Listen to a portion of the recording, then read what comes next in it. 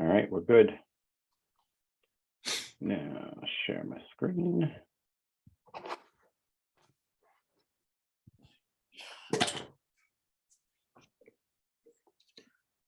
Come on. All right, y'all see it? Are we good? Yeah, all right, cool. All right, so tonight we're gonna talk a little bit about the science and some of the physiology around exercise. Like E said, if you guys have any questions that you wanna ask, just raise your hand, and when I see it, I will certainly ask. Thanks for being here tonight, appreciate it. All right. Hold on a second, guys. There we go. All right, physical fitness, not only one of the most important keys to a healthy body, it is the basis of dynamic and creative intellectual activity. When we talk about exercise, it's not just the body, it's mind and body, right? If we get the mind involved, the body will follow. If we get the body involved, the mind will follow, right? So what happens when we exercise? The physical impact, we get heart rate increases, our blood gets pumping, our metabolism increases. Some of us perspire, some of you out there may not. Your appetite and thirst will increase. Most people that get on a regular exercise routine, report that they tend to crave more healthful foods after a while and less of the sweets and the heavy saturated fats and these things, right? Your focus increases. Again, that mind-body connection. When we exercise, our bodies wake up, we start moving, energy starts flowing. On the deep side, right, we're tearing down muscles, we're waiting for them to break down and rebuild. That's why it's important to have rest days, or if you are working out 5 or 6 times a week, that you're hitting different muscle groups each day, that you're not hitting the same muscles and then risking overtraining or injury. And of course, that dopamine increase. People that exercise report a feel-good feeling, right? Positive health gains. Exercise has been known to positively impact the following diseases and health issues. Allergies. Some of you may not know that, right? When you're breathing right, it helps the nasal passages stay clear, and it may positively impact your allergies if you have them. We know that exercise increases better heart health, right? So angina, cholesterol, heart disease, high blood pressure, varicose veins. Again, getting into that mental aspect, exercise is known to decrease anxiety. It is known to be a natural antidepressant. Proper exercise, frequent exercise also does increase better health, better sleep patterns. Physically, we're looking at a decrease in arthritis. If exercise is done correctly, decrease in back pain and bursitis. Tendinitis, carpal tunnel, knee problems. Exercise has been known to help deter or prevent cancer, diabetes, glaucoma, and lung disease. And it also helps benefit the reproductive and the digestive systems. All right, so we're going to break it down just a little bit. During physical activity, the body begins to change on a cellular level. It allows more energy to be released with less oxygen, right? We're going to talk a little bit about that in a couple of minutes. Muscles and tendons and bones begin to get stronger, and eventually the body will release unnecessary fat from its frame. Your resting heart rate will improve and blood pressure can drop. Angelo. Yo. Also to include this, yes. which I've been successful with this with a couple clients in the past, frequent exercise and changing your way you're eating can also reverse type 2 diabetes. Not type 1, type 2. So that's another thing it can help with. Thank you. Thank you, Coach E. Okay, so when we talk about exercise, we're looking at 2 primary types of exercise. We're talking about anaerobic and aerobic. Anaerobic exercise requires no oxygen for energy use. The ATP-CP and glycolytic pathways both use anaerobic energy, all right? It's typically utilized in short-term or explosive exercises, such as shot putting or weightlifting, okay? Aerobic requires oxygen for use. The oxidative pathway is aerobic and the only pathway in which fat can be used for energy, okay? And the aerobic is used typically for longer endurance, such as distance running. I'm going to talk a little bit about muscles. There are 630 muscles in the human body. 600 work with the support of the skeletal system and create motion. 30 are required to ensure the passage of food through the body. There are 3 types of muscles. You've got cardiac muscle tissue, smooth muscle tissue, and skeletal muscle tissue. Muscles are the main operative tissues in exercise physiology. They expend energy, they generate waste, and they require substantial nutrition. This is why your coaches talk about those nutrition, those macro goals, those calorie goals, right? If you're not putting proper nutrition into your body, you risk injury, you risk unwanted lethargy, and you may not be motivated to exercise because your body needs that fuel to get going. So everybody, quick, Angelo, my bad. What's the most important macro to feel throughout the day? Put it in the chat.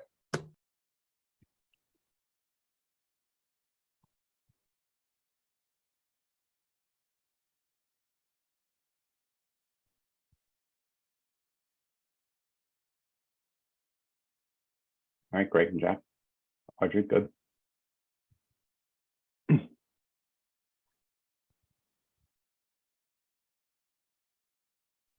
Okay, go ahead, Angelo. All right, very good. Protein. Protein is key. All right, so we're going to talk about different muscle groups and some of the exercises that you're doing for those muscle groups. In the arms, we've got 4 major muscle groups that we look at: the biceps brachii, the brachialis, the triceps brachii, and the coracobrachialis. I'm sorry, I have a hard time with that word. It's a big one. All right. And during arm exercises, what you are working on, you want to focus on. So if you are doing a bicep workout, I don't know how many of you may have heard this. Some people will touch the muscle that they're planning on working because making that mind-body connection. So they'll touch the bicep, they'll touch the tricep, whichever muscle they're working to bring that mind connection to the arm, to that focus, okay? During bicep curls, and the focus is mostly on the bicep and the tricep. And in those exercises, the bicep is the agonist. That is the muscle that you are focusing on to get the most benefit, whereas the tricep would be the antagonist. Okay, we talk about concentric versus eccentric. Okay, the concentric part of the exercise is that flexing part. That is the up, if you want to call it that, or the positive part of the exercise. The eccentric would then be the opposite. That would be the release. Okay, during concentric work, you're shortening the muscle. During the eccentric work, you're lengthening the muscle. Okay, if your goal is to work on your forearms, right, even though your forearms are involved in curls or tricep extensions. Hold on, let me let this person in. Okay, your forearms may not get most of the benefit out of that. So if you're looking for forearm work, you could do wrist curls with a barbell or a dumbbell, right? Those kinds of exercises that will strengthen then the forearm. Looking at the back and shoulders. In the back, we've got the 4 major muscle groups there. We've got the latissimus dorsi, the rhomboids, the trapezius or traps, and the erector spinae. Okay, again, whichever muscles you're working on, if you're focusing on your muscles, you know, a lot of people work out in front of a mirror. Many of us work out in front of a mirror. Some people think it's vanity. And really what we're doing is we're bringing our mind's eye to that workout. We are focusing on the body part that we are working, right? So again, thinking about those exercises. If you want to work out your back, you're going to want to do chin-ups, pull-ups, barbell bent over rows, etc. Lat pull downs, okay? With the shoulder, again, working on that shoulder. If you want to work those muscles in the shoulder, you're going to be looking at working out the traps, the delts, the infraspinatus, teres minor, and the subscapularis. Shoulder exercises, some of you have already done these. You got the Arnold shoulder press, the dumbbell shoulder presses, side lateral raises, front lateral raises, overhead press, etc. Okay. And again, whatever area you're working on, you want to bring focus to that area. All right. Talking about the core. The core is probably the most central and most important part of our body. It gives us our center, right? So when you are working on your core, you want to make sure that you, again, are not overextending, right? There's a risk of injury. The main muscles within the abdominal area, the external and internal obliques, the pyramidalis, the rectus abdominis, and the transversus abdominis, okay? When working on your core, the obliques will help function with the function of the chest, okay? I don't know how many of you have heard of the Valsalva maneuver, so I'm going to put that in the chat. How many of you know what the Valsalva maneuver is? Please put your chat or raise your hand. And what does it do?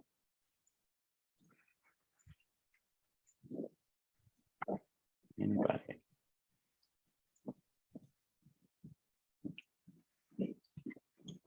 All right, Eric. Eric Larkin, sorry. Yep.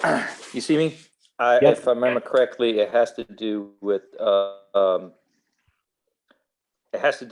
expanding your core or your rib cage so that you have a more it's like a more cylindrical shape. If I remember correctly. You're close, but not quite. Not quite. Jonathan, what do you mean by don't hold your breath? All right, so Valsalva maneuver. Okay, guys, I'm Coach John. Can't see me, I'm in the dark walking, sorry. I see. Valsalva maneuver, easiest way to think about it is just holding your breath, right? It's just a medical term for holding your breath in the long run. Okay. Because of the way we contract your body and the way your diaphragm moves. So Valsalva maneuver is like holding your breath through an exercise. So we have a buildup of CO2 in your body so that when you do eventually breathe out, you get this warm, fuzzy feeling and hit the floor when you pass out. That's the Valsalva maneuver. Okay, close. You're also on the right path, right?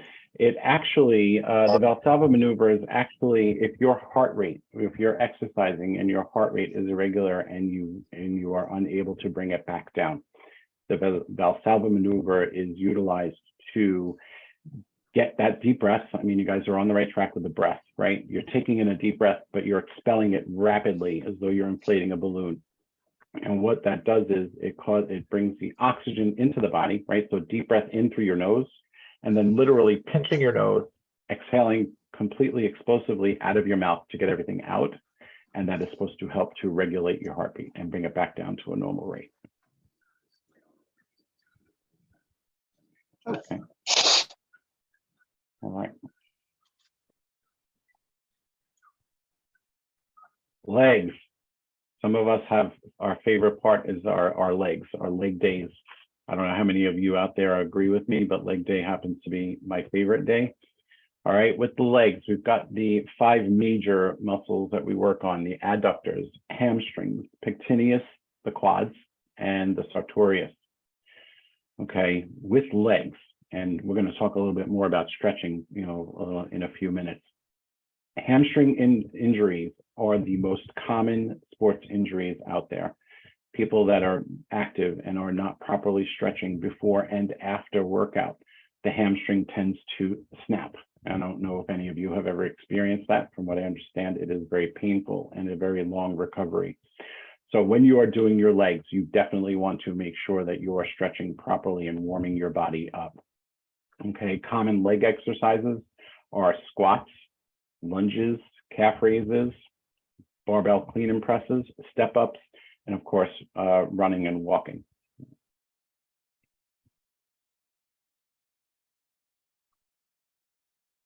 And the glutes, the butt, however you want to look at it. You got the gluteus maximus, the gluteus medius, and the gluteus minimus. Okay, again, you want to work out those glutes, you want to tighten that rear end, you're going to be looking at doing squats or split squats, glute bridges, hip extension, band walking, lunges, step ups, single leg deadlifts, anything that requires the leg as long as you are flexing. For me personally, if I'm standing somewhere If I'm waiting, like I'm doing it right now, I'm flexing that butt. I am keeping those muscles going. I am keeping them moving, right? Calf raises, you get from the whole IT band, from the bottom of your foot all the way up to the glutes, keeping those muscles going. Also, when you're exercising, it's a good idea to, thank you, Jonathan. It's also a good idea to be sure to engage your core. I'm going back to the core for a minute. Engaging your core with everything that you're doing, no matter what the exercise, or even if you're not exercising.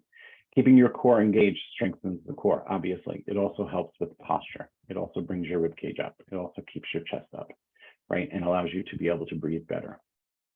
Okay. Angelo, may I say Yes. something? You absolutely may. Thank you. Hey, so for those that don't know me, I'm Coach Kat, by the way.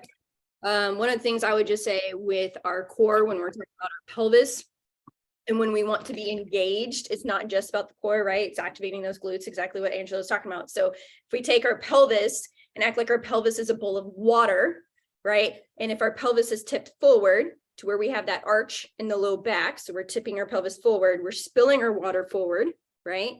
But then if we're pulling backwards, we're going to be tipping water backwards. The whole goal is to take that pelvis to where you got your butt tucked and you're bracing with the core so that pelvis sits nice and firm and you're not dumping water forward, nor are you dumping water backwards. I hope that makes sense. Sorry for interrupting. I just No, not at all. Not at all. Thank you. Thank you. Eric Larkin, what do you got?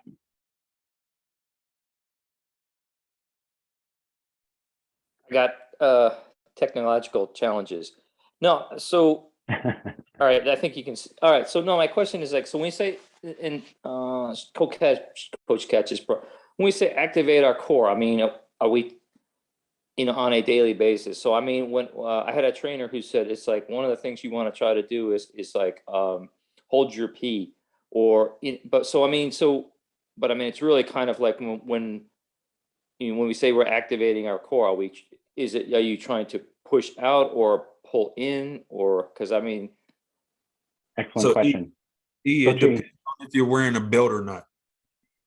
well, You're I wearing never wear a belt, If you're wearing a belt, you want to push against the belt. right? If you're not wearing the belt, you want to take a deep breath in, flex your stomach, and then take another deep breath with your stomach flattened and flexed, and you want to tilt your pelvis, like Kat said. So it's almost like you're sticking your butt out and you want to sit down straight. Okay. Okay. Demonstrate real quick. Is that okay? Yes, please. Yeah, that'd be Okay. great. Here. Sorry, guys. Okay. So right now I'm tipping forward. So I have that bow in the back, my butt's sticking out. So I'm pouring my water forward. I'm not bracing in my core or my butt.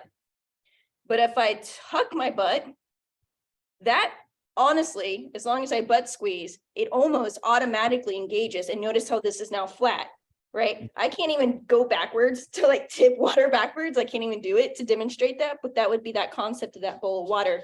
I'm tipping backwards. So this is just standing neutral, butt tuck. That's going to automatically tighten this up. So just think about squeezing your butt. That's putting that pelvis in neutral. Does that better explain it? Yeah, that's good. Thanks.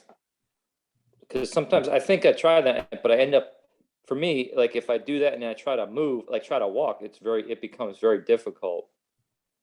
So I don't know if I've just been doing it wrong all this You time. lose that momentum. So when you're standing, that's 100%. So it's just with walking, you're going to lose that. Absolutely. It's just like running. You're going to lose that momentum, but it's just trying to be mindful of staying as braced as possible, but you're going to lose it totally.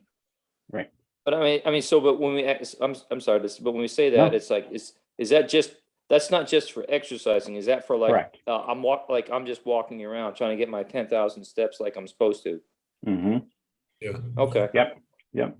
Absolutely. And keeping in your core engaged also, it helps with posture too, right? So a lot of people, especially people that are sedentary, right? We tend to sit and slouch.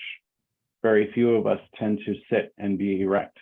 So keeping your core engaged, keeping your hips flexed, will help you with your posture. All right. Willie, what you got? No, I mean, can y'all hear me? Yep. Yep. No, I just want to say, like for me, once I start paying attention to how my body moves and everything, it was easier for me to keep my core engaged. Like we're walking, it's basically, I'm basically hinging from the hip, throwing my leg. And at the same time, I'm doing a small abdominal crunch when I walk now. Mm, And the same thing when I run. It's just, mhm.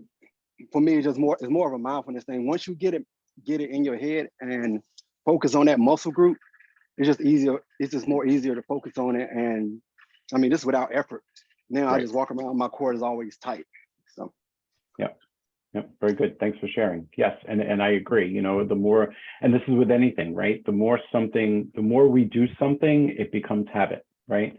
And before you know it, you're engaging your core. You know, there are times I'll be standing, I'll be doing calf raises, not even knowing that I'm doing them, right? It becomes a habit, it becomes natural, right? Good, thank you. Anybody else? Can I chime in real quick? You sure can. Go ahead, Jonathan. Perfect. So just kind of on his note, when he was talking about, throughout his day, he could feel his core working, he could feel his glutes activating. I think the big thing is he's not flexing like 100% the whole time. So don't think of it Right. that way. Like you're trying to brace, like you're about to do a squat at all times of your life. That's gonna be pretty Right. miserable, right? So it's like a minimal kind of bracing throughout your day kind of progresses more and more into tighter and tighter, but we don't want to be walking around 100% in this brace position, glutes flex, trying to Right. be perfect. So don't think of it that way. Right. Good point. Valid point. Thank you. Thank you. All right, good. Anybody else on that? No? All right. All right, let's talk a little bit about cardio exercises, anaerobic exercises. So what does cardio do for us? All right, it keeps the excess pounds at bay, helps with fat burn, increases stamina, fitness, and strength. It's known to ward off viral illnesses, reduces health risks, manages chronic conditions, strengthens your heart. There goes that cardio, right? Heart keeps your arteries clear, and it boosts your mood. Again, exercise, that's natural antidepressant, that natural anti-anxiety. When you're stressed, exercise helps to relieve that stress. All right. And as I mentioned earlier, we talked a little bit about stretching. Okay. It is vital to be properly conditioned before and after you do a workout. Working out without being prepared and finishing a workout without that warm-up can definitely increase the opportunity for injury, right? So before a workout, you want to do a dynamic stretch. And what that is that's going for full range of motion. That is moving your body, whatever body part you're working on that day, you want to focus on. However, recommend that you do a full body warm-up. Okay, you can start with a 5-minute cardio. Some people will do a 5-minute run. They'll do 5 minutes of jumping jacks, whatever it is to get your body warmed up. Follow that up with another 5 or 10 minutes of stretching and then do your workout. Okay, after your workout, you want to do more static stretching. This is when your body is cooling down. So you could do a 5-minute slow cardio, which is a slow walk. And then whatever you're stretching, you want to hold those stretches for 20 to 45 seconds to help release the muscle, relax the muscle, and cool your body down and bring it down. All right. Any questions on stretching? Will, your hand still up from before? You got another question? Oh no, I still up from before. Sorry. Oh, okay. No worries. No worries. Angelo, I got something to throw in there if it's okay. Yeah, Bama. Yep, go ahead. Sorry, I'm winded because I'm actually working out while I listen, but Awesome. I always tell people pre-workout stretching, think mobility. Post-workout stretching is flexibility. And a great analogy for why we save the flexibility, oh man, is if you think about a rubber band as representative of the muscles. If you put your rubber band in the freezer and take it out and try to stretch it to its full extension, it's going to snap. And our muscles are exactly the same. So warm up mobility, cool down flexibility. Very good. Thank you. Appreciate that. Anybody else? No? All right, pop quiz. Put these in the chat, please. How many muscles are in the human body?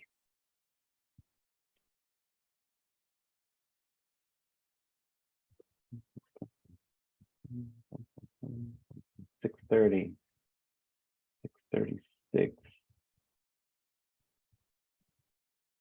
630, 630. Awesome. 6:30-ish. 6:30. All right, the answer is 6:30. Correct. Correct. All right, next question. What are the 3 muscle types? Cardiac, smooth, and skeletal. Very good. Who was that? Darnell, you go, boy. Good job, Darnell. Thank you. All right. Last question. How many muscles does it take to smile? Anybody? Any guesses? 30, 23. 16. All. Ooh, you're so close, sir. You are so close. But not quite. Who said 43? All right, 43 is the right answer. 43 muscles to smile. So when you're smiling, you're burning more calories, people. So keep those smiles going. All right. Book of the month. This is available on Audible. I've been listening to it for a second time because I really found it very interesting. It's an anthropological look at exercise and fitness. It is called Exercise: Why Something We Never Evolved to Do is Healthy and Rewarding by Daniel Lieberman. I'm sure it's available on hardcover as well, but I have been listening to it on Audible. And client of the month. Client of the month was chosen by basically activity, frequency, and consistency and results of a client. So right now, as of today, the client of the month is Greg Giroux, who just recently re-signed and signed his son up. So Greg has made very big milestones through stress and through hunger, right? Didn't want to eat that much when it was hot, but he still stayed active. So I can't remember off the top of my head, but Greg, where you at? You and your son are on the same Zoom. There you are. How many pounds are you down now? You muted, buddy.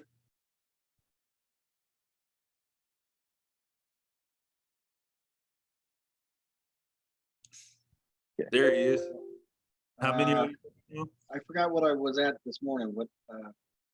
You was 217 this morning. So 51 pounds. Awesome. Beautiful. Congrats. Beautiful. Getting it in. Hell yeah. Well done. Congrats. More to go. More to go. You'll have something coming in the mail to you from Matt. Thank you. So, Angelo, Oh. good presentation. Thank you, sir. Thank you. Did you stop recording? I'm about to. Okay. Yeah, nice work, dude. Well done.